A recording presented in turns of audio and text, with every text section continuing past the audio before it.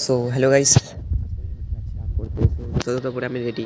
তারপর বাইকটা এখানে রাখছিলাম, যেহেতু বৃষ্টি পড়ছিল সেজন্য ভিজে না যায় সেই এখানে রাখছিলাম। সো তারপর বাইকটা নিয়ে আমি রেডি, তারপর বের হলাম। দেখতে পাচ্ছ কতগুলো রাস্তায় আড্ডা দিচ্ছে বউ।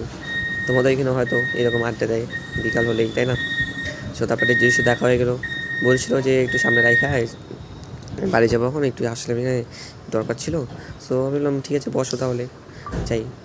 তারপর উঠলো আর কি, ঠিক আছে। তারপর যাচ্ছিলাম, তারপর ফাইনালি আসলাম মাঠে। দেখতে পাচ্ছ সবাই দৌড়চ্ছে, রান করছে, তাই না? আমিও তারপর ভাবলাম আমি একটু রান করি।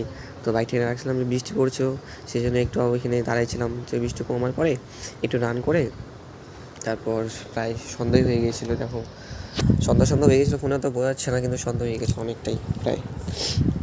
তারপর ভাবলাম বৃষ্টি যদি জোরে আসে তো বাড়ি যেতে পারবো না, তারপর ভাবলাম বাড়ি যাই এখন। সো বাড়ি